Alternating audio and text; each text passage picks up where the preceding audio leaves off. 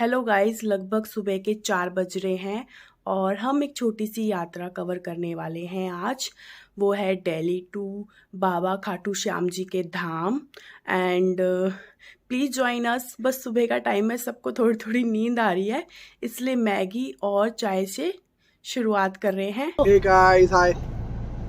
Hi, good morning. Delete मारो यार. Last All member check. Is coming. All check. Let's go, guys. सब hello बोलो। Hey, hi. Hello mummy की hello. Rohan, hello बोलो। आने का सहारा बाबा श्याम हमारा. हारी का सहारा खाटू श्याम हमारा। नमस्कार दोस्तों, आज हम बाइक रोड खाटू श्याम धाम जा रहे हैं। और अगर हम बजट की बात करें कि बाय रोड आप अपने कन्वेंस से, अपनी कार से अगर खाटू श्याम जा रहे हैं तो आपके बजट में ये कितना खर्चा बैठेगा, आपका पर पर्सन कितना ये खर्चा लगेगा, तो हम ये डिस्कस करने वाले हैं। हमारे घर से खाटू श्याम धाम करीब 340 किलोमीटर है और हमने ये देखा कि हमें 3500 रुपये का हमने डीजल डलवाया है, जो करीब हमारे आने जाने में यूज़ हो जाएगा। और हमें टोल पड़ने वाला है मानेसर का, सांझापुर, मनोहरपुरा और 2 छोटे टोल पड़ने वाले हैं। तो मानेसर का हमारा 80 रुपये लगेगा, सांझापुरा का 140, मनोहरपुरा के 65 रुपये लगने वाले हैं और 30 और 35 रुपये के 2 टोल और लगने वाले हैं। अगर आप सेम डे में अप डाउन करते हैं तो टोल में कुछ रिबेट मिल जाएगी। जैसे कि सांझापुरा में आपको 140 की जगह 65 रुपये देने पड़ेंगे और मनोहरपुरा में 65 के 35 रुपये आपको देने पड़ेंगे, तो यहाँ आपको कुछ डिस्काउंट मिल जाता है। तो हमने देखा कि डीजल में हमारे 3500 रुपये लगे और करीब करीब हमारे टोल के, अगर आप सेम डे में अप डाउन करते तो 500 साढ़े 500 रुपये लगे, तो हमारा 4000 का ये खर्चा आया। साथ में अगर हम 1000-2000 का खाना जोड़ लेते हैं तो करीब करीब ये हमारा 6000 का ट्रिप बन जाएगा।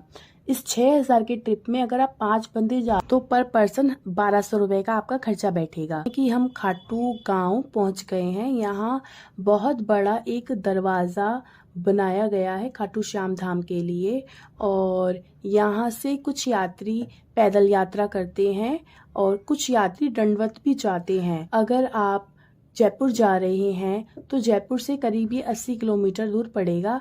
तो मैं ज़रूर कहूँगी कि अगर आप जयपुर जा रहे हैं तो ये पॉइंट खाटू श्याम धाम भी आप कवर करें, क्योंकि ये एक अच्छी लोकेशन ही नहीं, एक भक्ति, एक श्रद्धा का एक ऐसा पॉइंट है जहां आप आएंगे तो आपका मन गदगद हो जाएगा, आपकी रूह नचने लगेगी, आपका मन खुश हो जाएगा। क्योंकि ऐसा एक्सपीरियंस हमने खुद किया। जब हम खाटू श्याम पहुँचे तो हमने देखा कि वहाँ पर श्रद्धालु किस तरह से बढ़ चढ़कर जयकारा लगा रहे हैं, अपनी श्रद्धा, अपनी भक्ति में रमे पड़े हैं।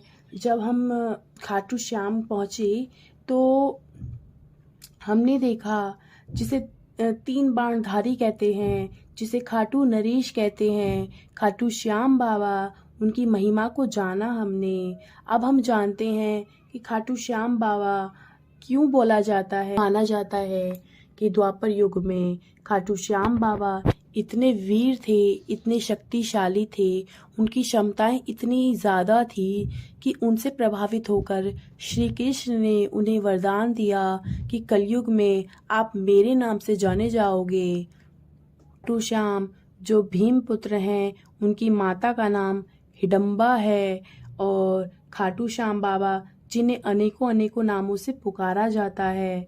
अगर आप बाई ट्रेन आ रहे हैं तो आपको रिंगस जंक्शन, सबसे पास स्टेशन खाटू श्याम के यही पड़ता है, आपको यहाँ उतरना पड़ेगा। अगर बात करते हैं कि मंदिर के पट कितनी देर खुले रहते हैं, तो सुबह की आरती के बाद 7 से 12 पट खुले रहते हैं, 12 से 2 पट बंद हो जाते हैं और फिर 2 बजे के बाद दोबारा से पट खोल दिए जाते हैं, जिसका समय दोपहर 2 बजे से रात्रि 8 बजे तक का है। उसके बाद पट बंद कर दिए जाते हैं। फिर अगले दिन सुबह 7 बजे जनता के लिए, श्रद्धालुओं के लिए सुबह अगली मॉर्निंग 7 बजे फिर ये पट खोल दिए जाते हैं। यहाँ मान्यता है कि अगर आप वृक्ष पर मन्नत का नारियल बांधते हैं या झंडा लगाते हैं तो आपकी मन्नत ज़रूर पूरी होगी। कहते हैं बाबा श्याम से अगर आप एक बार मांगेंगे तो ये 1000 बार देगा। इसके पास अगर आप एक बार आते हैं तो ये 1000 बार तुम्हें बुलाएगा। अगर आप कहते हैं कब आना चाहिए तो मैं कहूँगी एकादशी पर यहाँ श्रद्धालु बढ़ चढ़ कर आते हैं। यहाँ पर मेले लगते हैं और यहाँ पर खाटू गांव में एक दरवाज़ा बनाया हुआ है जहाँ से भी श्रद्धालु पैदल यात्रा करते हैं। उसके बाद हम जब आगे बढ़े तो यहाँ बहुत अच्छी पार्किंग की व्यवस्था थी। हमारे पास कार थी तो हमने उसे पार्क किया। पार्किंग से मंदिर तक हमने पैदल यात्रा करी। पैदल चलते चलते हमने देखा कि वहाँ पर बहुत अच्छे सुंदर सुंदर दुकानें मेले के फॉर्म में लगी हुई थी। वहाँ बढ़ चढ़कर मेला लगा हुआ था। रंग बिरंगे सामान, रंग बिरंगे झंडे, श्रद्धालुओं की भीड़, श्रद्धालुओं की जयकारे की आवाज़ें सब जगह गूंज रही थी, जो आपको आकर्षित कर रही थी, आपके अंदर भाव भर रही थी प्रभु के प्रति, इस ईश्वर के प्रति आपकी श्रद्धा को बढ़ा रही थी। तब हम जब आगे बढ़े तब हमने देखा कि सामने एक गेट था जिसको मैं एंट्री गेट समझ रही थी, बट वो एंट्री गेट नहीं एग्जिट गेट था। तब हमने किसी श्रद्धालु से पूछा, उसने हमें बताया कि आपको पीछे से गलियों से होते हुए मंदिर के अंदर एंट्री मिली। वहाँ पर इतनी सारी प्रसाद की शॉपें हैं, मिष्ठान की शॉप है, वहाँ पर आप भोग के लिए प्रसाद ले सकते हैं। वहाँ पंचमेवा, लड्डू, पेड़े आप जो चाहें सो खरीद सकते हैं। हमने पंचमेवा खरीदी और हम आगे बढ़ चले। मैं आपको बताना चाहूँगी आप अपने जूते चप्पल उसी शॉप के वहाँ खोल सकते हैं जहाँ से आपने प्रसाद खरीदा, क्योंकि मंदिर के पट पर बहुत ज़्यादा रश रहता है, वहाँ स्लीपर खोलने में दिक्कत हो सकती है। तो जब हम पैदल जाने लगे तो मैंने देखा कि रोड पर पड़ी कंकड़ी जब मेरी बेटी को लगी तो मेरी छोटी सी बेटी ने मुझसे कहा, मम्मी मेरे पैरों में कंकड़ी लग रही है, मुझे चुभ रही है, मुझे दर्द हो रहा है। सच मानिए उस वक्त मेरे ध्यान में एक ऐसी बात आई कि हे परमात्मा, आपने एक कंकड़ियों के फॉर्म में न जाने हमारी कितनी बड़ी बड़ी दिक्कतों को इस कंकड़ी के रूप में बदल दिया है।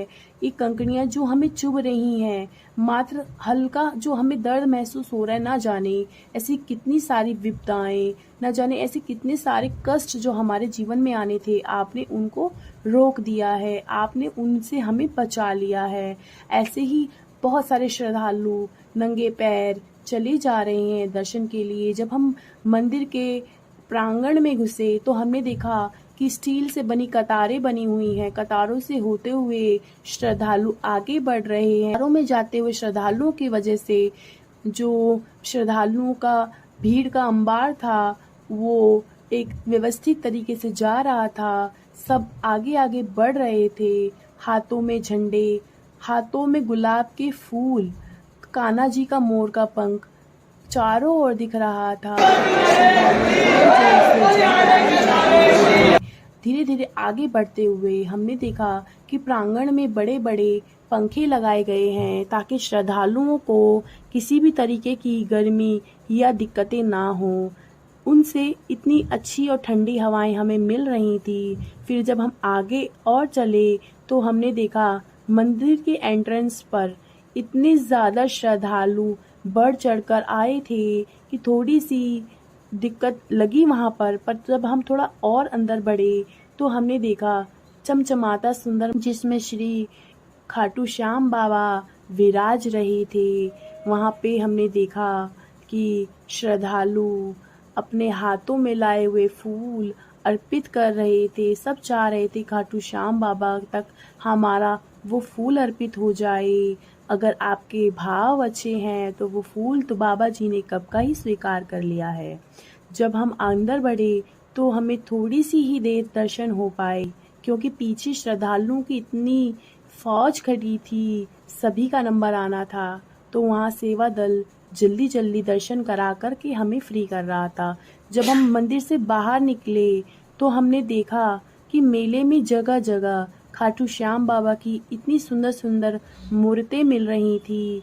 वहाँ पर लेडीज़ें चूड़ा खरीद रही थी, वहीं पे कान्हा जी के आभूषण वस्त्र एक रीज़नेबल प्राइस में मिल रहे थे। आप चाहें तो अपने घर पर, अपने मंदिर के लिए, अपने कान्हा जी के लिए सुंदर सुंदर सजाने के लिए आभूषण और वस्त्र खरीद सकते हैं। वहाँ मंदिर के और भी अन्य सामान वहाँ मिल रहे और फिर हमने घर के लिए प्रस्थान किया।